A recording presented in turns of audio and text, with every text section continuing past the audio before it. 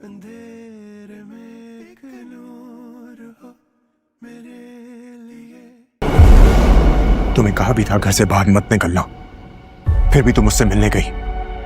क्यों तुम खुद को अपने ही खिलाफ उसका हथियार बना रही हो? क्यों मारा मेरे माँ? क्यों मारा मेरी माँ को? कितने सालों से उन्होंने कोई राब्ता नहीं रखा था तुम लोगों से। वो मिलनी भी नहीं थी, वो छोड़ आई थी, वो सब छोड़ आई थी वो।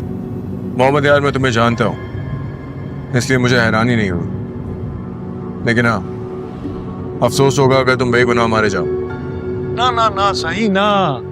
आपने इतना बेवकूफ समझ रखा है मुझे, जो मैं आपके सामने खड़ा हूं। मुझे कोर्ट से नोटिस आया। नोटिस? तुमने अपनी जिंदगी अंगारों से इस तरह भर ली है कि तुम पल पल जल रही हो। मेरी फिक्र मत करें आप। जो गलती आपने की उसकी सजा भुगतने की तैयारी करें, और अपने पोते को बता दें कि मेरे ऊपर ऊंची आवाज करके मुझे डराने धमकाने की कोई जरूरत नहीं है, और आप मुझे अपनी बेटी की तरह कमजोर मत समझिएगा। जो जख्म मैंने खाए हैं, जैसे मैंने अतिया की जुदाई बर्दाश्त की, तो मैंने क्या सोचा था कि तुम मेरे लिए मरहम बन जाओगी। मैं इतनी बेवकूफ नहीं हूं कि मैं अपने माँ बाप के दुश्मनों के जख्म पे मरहम रखूंगी। मुझे सिर्फ अपना जख्म नजर आता है। गलत फहमी का जख्म है ये। इनकी अहमियत तुमसे बेहतर कौन जानता है? अगर इनकी कोई अहमियत नहीं होती तो तुम इन्हें चोरी करके एलिया को ना देती। जी दादी, मैं आपको बताने वाला था कि माँ की फैक्ट्री की फाइल इसने चोरी करके एलिया को दे दी थी। मुझे कोर्ट से नोटिस आया। तुम्हारे पास तो बहुत जिंदगी पड़ी है, बहुत जीना है, फिर सब कुछ भी तुम्हारा हो गया। लेकिन काश कि तुम्हें मोहब्बत हो, तुम्हें पता चले कि मैं किस आतिश को अपने सीने में लेके जिया था, और उस दिन तुम मुझे ढूंढोगी और मैं तुम्हें नहीं मिलूंगा। नुजरत आपा, आमना,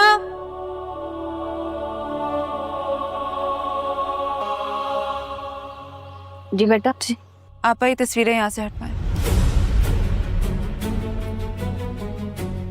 कानों में आवाज नहीं पड़ रही है? लेकिन बेगम साहिबा। सुनाई नहीं दे रहा? हटाओ इन तस्वीरों को यहाँ से। ये क्या हो रहा है? तुम लोग जाओ। नजर नहीं आ रहा? इस घर के जो असल मालकान है उनकी तस्वीरें यहाँ लगवाने लगी। कुछ गलत तो नहीं करे? आप ही ने तो कहा था एंजॉय द लेगेसी, फिर मेरी लेगेसी तो उन्हीं से है ना।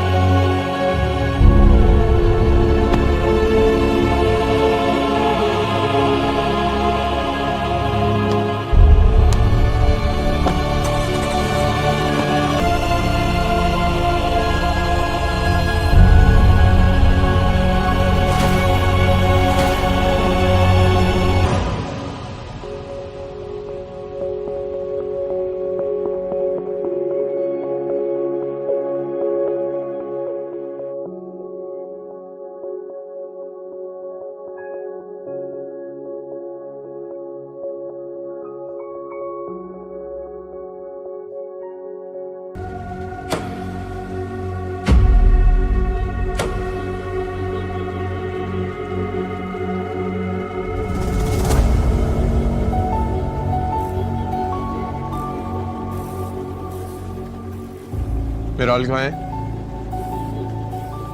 साहब जी पता नहीं। दादी अपने रूम में। जी साहब जी।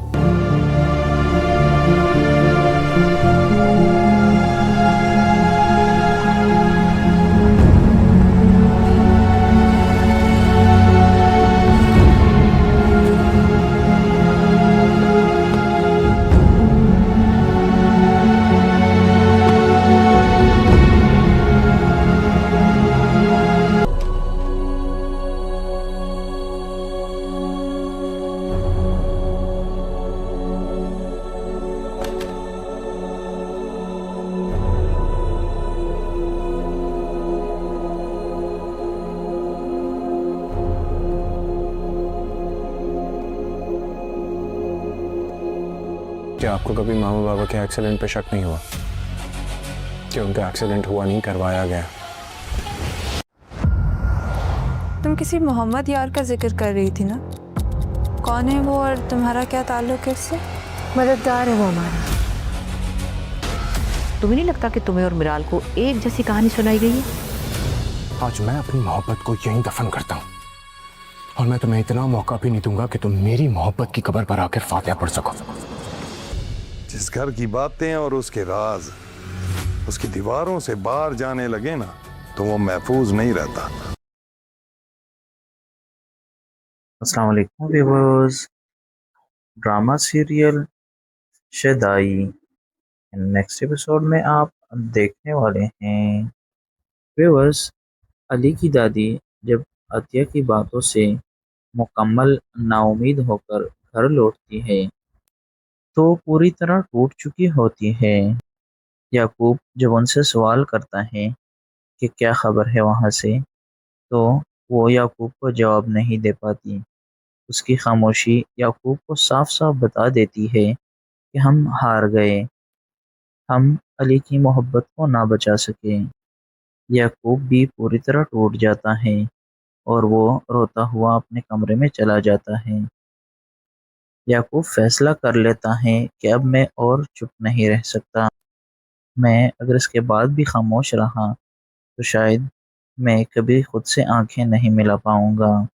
अब भी मुझ में इतनी हिम्मत तो नहीं है कि मैं सर जी को कॉल पर सब बता दूं, लेकिन एक मैसेज छोड़ देता हूं और मैसेज में सारी बात मैं सर जी को बता दूंगा।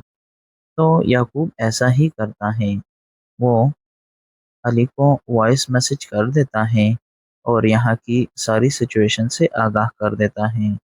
अली जैसे ही वो मैसेज सुनता है तो वापस याकूब को कॉल करता है, लेकिन याकूब अपना नंबर बंद कर चुका होता है।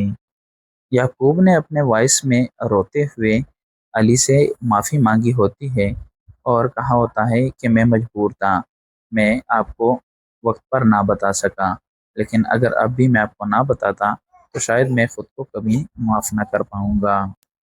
उसके फ़ौरन बाद अली अपनी दादी को कॉल कर देता है और उनसे पूछता है कि ये जो कुछ मैं सुन रहा हूँ, कहिए कि ये सब गलत है, क्योंकि आपने मुझसे वादा किया था कि आप वहाँ पर सब कुछ संभाल लेंगी, तो कैसे इतना सब कुछ हो गया और आपने मुझे खबर तक ना दी।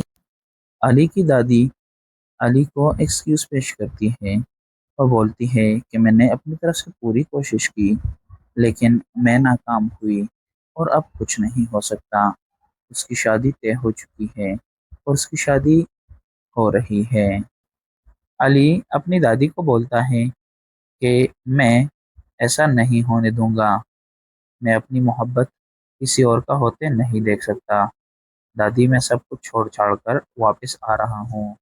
अली की दादी उसे मना करने की कोशिश करती है, लेकिन वो बिल्कुल भी अपनी दादी की बात मानने के लिए तैयार नहीं होता और फ़ौरन अपनी टिकट कराकर पाकिस्तान के लिए निकलने की तैयारी करता है। व्यूअर्स, दूसरी तरफ याकूब फैसला कर लेता है कि अब वो मज़ीद इस घर में अपने फ़राइज़ अंजाम नहीं दे सकता, क्योंकि उसके होते हुए उसकी सरजी की मोहब्बत किसी और की होने जा रही है और ये सारी गलती उसकी है। अगर उसने अपनी मैडम की बात ना मानी होती और वक्त पर अपने सरजी को बता दिया होता تو آج بات یہاں تک نہ پہنچ پاتی، اس لیے وہ ایک خط لکھتا ہے جس پر وہ میڈم اور ان کے خاندان سے معافی مانگتا ہے اور اپنے کیے پر وہ پچھتا رہا ہوتا ہے، اس لیے وہ یہ گھر چھوڑ کر ہمیشہ کے لیے چلا جاتا ہے۔